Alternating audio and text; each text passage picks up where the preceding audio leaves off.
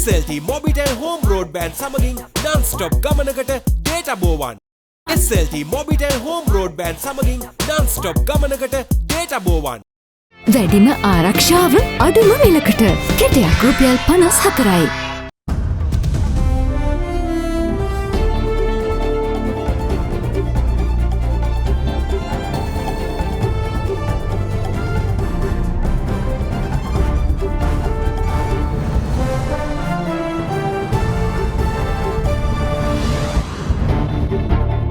In your headlines tonight, system change. President Ranil Wickremesinghe says referendum will be called to decide on the parliamentary electoral system if decision on the matter not reached by July next year. Number of council members for local government bodies also to be halved. Increasing inflows. Sri Lanka records the highest inflow of workers' remittances in September. Crucial summit. 8-member Sri Lankan delegation leaves for the United States to attend the annual meetings of the IMF and World Bank as debt restructuring process remains crucial to secure bailout package. All this and much more coming up tonight, this Sunday, the 9th of October, 2022. From AdaDerana, this is AdaDerana First at 9. Live from Studio 24 in Colombo. A warm welcome. You're joining us on First at 9 AdaDerana 24. I'm Indivari Amuatta bringing you the news tonight. President Ranil Wickremesinghe says a referendum will be called to decide on the parliamentary electoral system if the select committee, which is proposed to be established, fails to reach a decision on the matter by July next year. During a discussion with a group of professionals, the president said that the desired changes to the political system should be brought about in accordance with the aspirations of the people, as the majority of the population in the country rejects the existing political system. He added that he expects to reduce the number of council members of local government authorities from 8,000 to 4,000 and to implement the Jana Sabha system before the next election. මේ රටේ ජනතාවෙන් බහුතරය අද තියෙන දේශපාලන ක්‍රමය ප්‍රශ්න කරනවා. මාර්තු මාසේ මේ උද්ඝෝෂණය පටන් ගත්තේ දේශපාලන පක්ෂ නෙමෙයි. ජනතාව වෙනම ඉදිරියට ගෙනිච්ච. අවාසනාවකට මැයි ජූනි වෙනකොට එක එක දේශපාලන සංවිධාන මෙතෙන්ට ඇවිල්ලා මේ ව්‍යාපාරය තමන්ගේ අතට ගත්තා. ඒ අය සමග ප්‍රචණ්ඩත්වයක් ආවා. ප්‍රචණ්ඩත්වය එක්ක රටේ ආණ්ඩු බලය අරගන්ට ක්‍රියා කළා. මේ කණ්ඩායම නිසා එදා ගෙනිච්ච අරගලය කඩා වැටුණා. දේශපාලන පක්ෂ ගිහින් අරගලයට හේතු වෙලා තියෙන සහයෝගය හොයාගන්න. අරගලෙ හේතු වෙලා නැහැ දේශපාලන පක්ෂ වලට. අපි ජනතාව මොකද්ද බලාපොරොත්තු වෙන්නේ කියලා හිතලා ඒ අනුව තමයි පියවර ගන්න උවමනයි. ගමේ තියෙන පොදු සංවිධාන එකතු කරලා ජනසභා වැඩසටහන අපි ක්‍රියා කරන්නට බලාපොරොත්තු වෙනවා. ජනතාවටත් ප්‍රාදේශ සභා ක්‍රමය ගැන ප්‍රශ්න ගණනාවක් තියෙනවා. ප්‍රාදේශ සභා ප්‍රාදේශීය ලේකම් කාර්යාලය දිහා බලමු වැඩි. බොහෝ ප්‍රාදේශ සභා වලින් ලාභයක් ලැබෙන්නේවත් නැහැ. එහෙනම් අපිට ක්‍රමය ගැන හිතන්න තියෙනවා සම්පූර්ණයෙන්. මේ රටේ තියෙන දේශපාලනයන් අතර මන්ත්‍රීවරු අතර දූෂණයට ප්‍රධානම හේතුව මනාප ක්‍රමය. ඉතින් අපි අලුත් ඡන්ද ක්‍රමයක් හිතන්න ඕනේ. මනාප නැති ලයිස්තු ක්‍රමයක් නැත්නම් මිශ්‍ර ක්‍රමයක්. කේවල ක්‍රමයයි අනුපාත ක්‍රමයයි. මේ දෙකෙන් එකක් ගැන අපි සාකච්ඡා කරලා තීරණ ගන්න ඕනේ. එන ඡන්දෙට ඉස්සෙල්ලා තීරණ අරගෙන එන ඡන්දේ අලුත් ක්‍රමයකටද තියෙන්න ඕනේ. එතකොට ඒ සුදුසු පුද්ගලයන් එනවා. අපි පාර්ලිමේන්තුවේ 3-4කදී වාඩි වුණා සාකච්ඡා කරා පක්ෂ අතර එකඟත්වයක් නැහැ. මම අධිකරණ ඇමතුමා එක්කත් සාකච්ඡා කරා. එතුමා පාර්ලිමේන්තු ඡන්ද ක්‍රමය ගැන තීරණය කරන්නට තේරීම් කාරක සභාවක් යෝජනා කරනවා. අනික්වා වාගේ මේක කල් දාන්න ඉඩ දෙන්න යන්නේ නැහැ. මොකද ජූනි ජූලි මාස වෙනකොට තීරණයක් අරගෙන නැත්නම් මම ජනමත විචාරණයක් දානවා ජනතාවේ අදහස් ලබා ගන්න කොයි ක්‍රමයේද හොඳ කියලා. අද ඡන්ද වලට විශාල මුදලක් වියදම් කරනවා. සමහර අය මිලියන 20 30 50 වියදම් කරන ඡන්දයක් කරන්න. අපි ඡන්ද නීතියෙන් උත් ඡන්දයට වියදම් කරන්න පුළුවන් මුදල් ගැන සීමාවක් දාන්න ඕනේ. දේශපාලන පක්ෂ පිළිබඳත් ඒ ව්‍යවස්ථාව ගැනත් කොහොමද අපේක්ෂකයන් තෝරගන්නේ කියලා ඒ ගැනත් අපි වෙනම නීතියක් ඉදිරිපත් කරන්න ඕනේ. ඒ නීති මොකැන හිතලා යෝජනා ලබලා දෙන්න මම වෙනම කොමිසමක් පත් කරන්නට බලාපොරොත්තු වෙනවා. Well, workers' remittances to the country increased 10% in September, amounting to $379 million, the highest foreign inflows to Sri Lanka by way of workers' remittances so far this year. According to Foreign Employment Minister Manusha Nanayakara, this is an improvement of 29% or $80 million compared to the inflows recorded in July this year. Workers' remittances, a major earner of dollar income to the country, increased 10% in September this year compared to inflows recorded in August. According to figures released by the Central Bank of Sri Lanka, workers' remittances for September stood at $359 million, which is a $34 million increase compared to $325 million in August. Minister of Labour and Foreign Employment Manusha Nanayakara said the improvement marks a 29% or $80 million increase compared to the inflows recorded in July this year. However, on a year-on-year basis, central bank data says that the remittances have recorded a 43.8% decline to $2,574.1 million this year compared to $4,577 million in the first 9 months of 2021. Meanwhile, as at last evening, registrations for foreign employment stood at 241,034.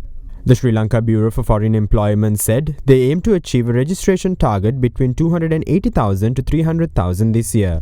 According to central bank statistics, the highest number of foreign employment registrations were reported in the year 2014, with 300,073 registered for foreign employment.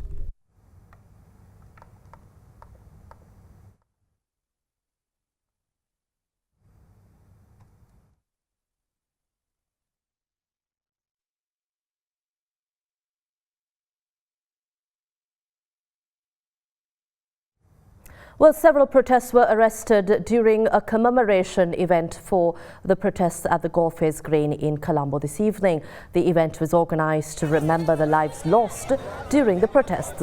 Although police issued orders for the crowd to vacate the area, a tense situation arose when the crowd did not pay heed to the police requests. Subsequently, the police began to forcibly remove the crowd from the premises with the assistance of the riot squad. It was reported that several arrests were made by police while the protesters were being removed from the Golface premises. Now, Supreme Court Justice President's Counsel Bernaka Aluvihare took oath as the acting Chief Justice today at the Presidential Secretariat. The approval for the appointment of Bernaka Aluvihare was given by the Parliamentary Council on the 6th of October by agreeing to the recommendation of the President. He was recommended to be acting Chief Justice due to the overseas visit of Chief Justice Jayantha Jayasuriya. Well, government has allocated $43.59 million in organic fertilizer subsidies for paddy farmers in the upcoming Maha cultivation season. According to Minister of Agriculture Mahinda Amaravira, the government will take steps to provide high-quality organic fertilizer to the farmers. The minister also urged related authorities to create quality standards of organic fertilizer. Sri Lanka's Agriculture Department has recommended a 30% share of organic fertilizer for paddy cultivation in the 2022-2023 Maha season.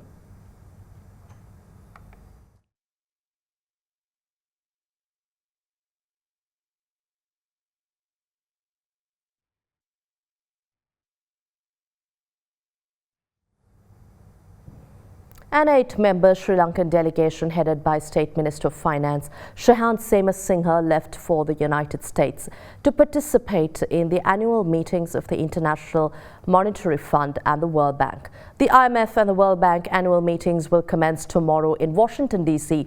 and is scheduled to be held until the 16th of October.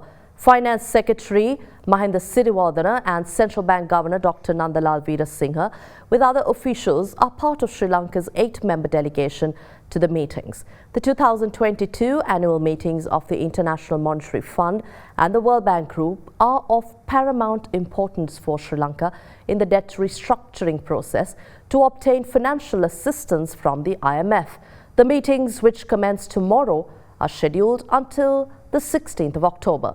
The annual meetings of the Board of Governors of the International Monetary Fund and the World Bank bring together central bankers, ministers of finance and development, parliamentarians, private sector executives, representatives from civil society organizations and academics to discuss issues of global concern, including the world economic outlook, poverty eradication, economic development and aid effectiveness.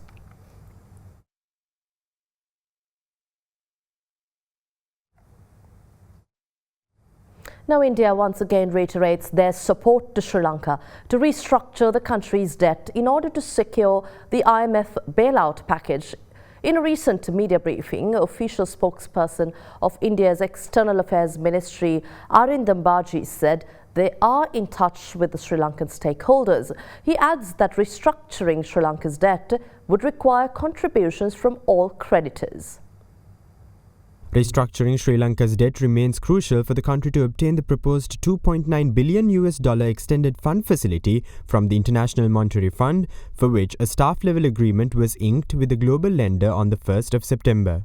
According to the Sri Lankan Ministry of Finance, financial assurances are expected from the official creditors during the period between September and November in a bid to get the IMF board approval for Sri Lanka's loan program. So far, the country has begun talks with China, which owns 44% of Sri Lanka's bilateral debt, and also with India, which has a 10% ownership of bilateral debt. Japan, which owns 32% of debt, said they are ready to support Sri Lanka's debt restructuring efforts if preconditions such as providing necessary information, making efforts to get China, India, and other creditors involved in boosting governance transparency are met. Recently, a Paris Club official told Bloomberg that the formation of an official creditor committee in which China and India agreed to work together with the Paris Club will help Sri Lanka to secure the IMF bailout. In this backdrop, the Indian government once again pledged their support for Sri Lanka's debt restructuring process. Our High Commission, and I think it was last month, about the middle of the month, had issued a statement regarding its meeting with the Sri Lankan side, I think it was 16th of September, wherein India's support for early conclusion and approval of a suitable IMF program was conveyed. And subsequently, our High Commissioner then attended what is called the Ambassadors Forum, was organized by the government of Sri Lanka under, I think, the chairmanship of the President himself of Sri Lanka on the 22nd of September. And relevant authorities, entities from India attended the subsequent virtual meeting, again organized by the Sri Lankan side on September 23rd. I think we are in close touch with the relevant Sri Lankan stakeholders. I think it would require all the major donors or creditors to work together on that. And that's why I think this IMF restructuring plan, and we are supportive of that. And we'll be back with more news on the other side of this break.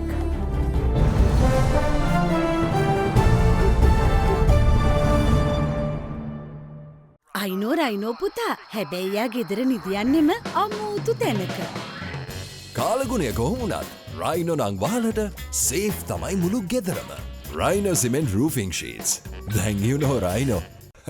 I know. Big 3. Uber Eats මගින් ඉදිරිපත් කරන ආදරයෙන් අවශ්‍යතා ඇතියට අත්‍යවශ්‍ය භාණ්ඩ පරිත්‍යාග කිරීමට වේදිකාවක්.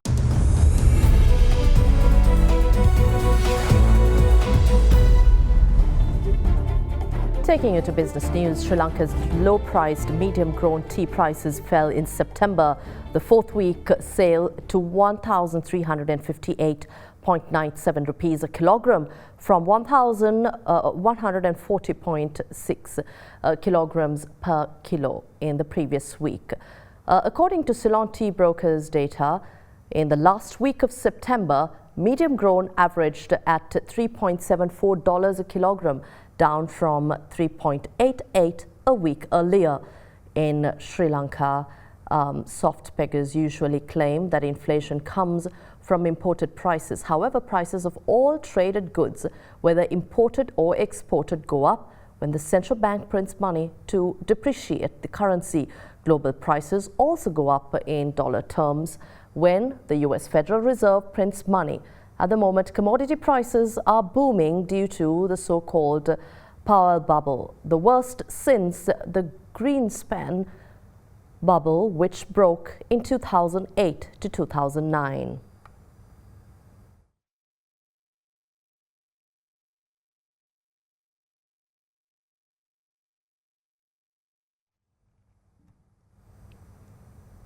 Now, the Taiwanese government said yesterday that Taiwanese semiconductor companies attach great importance to complying with the new set of rules imposed by the US to hobble China's semiconductor industry.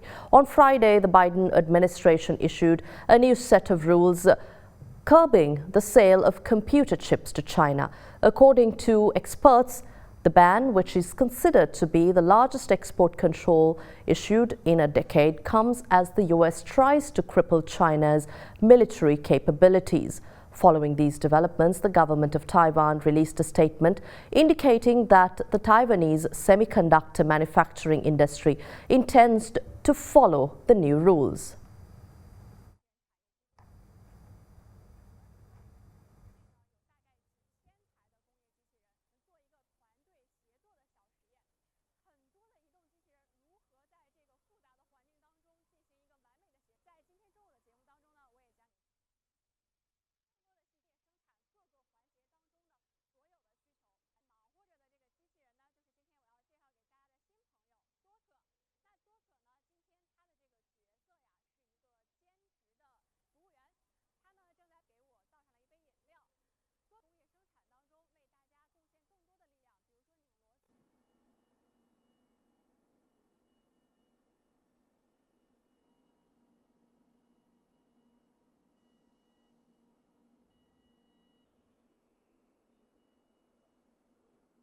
Now, according to the Ukrainian Economy Ministry, Ukraine's economy has contracted by 30% during the first 3 quarters of 2022 due to the Russian invasion of Ukraine and adverse weather conditions affecting harvests, although Ukraine has made considerable advancements in the front lines of the conflict.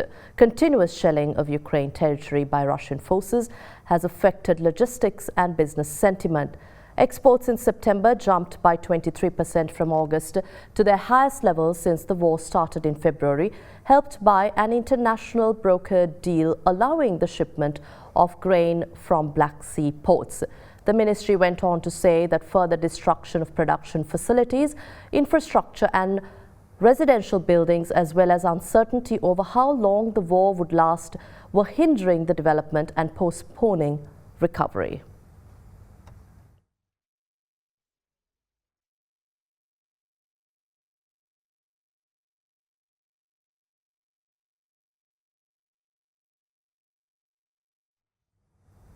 US Treasury Secretary Janet Yellen says the decision by OPEC Plus to cut oil production is unhelpful and unwise for the global economy and especially emerging markets. Her comments came subsequent to the OPEC Plus nations agreeing on Wednesday to cut oil production targets by 2 million barrels per day, putting upward pressure on oil prices immediately afterwards. Speaking to Financial Times earlier today, the US Treasury Secretary said that they are very worried about developing countries and the problems nations would face amid oil output cuts by the OPEC Plus nations.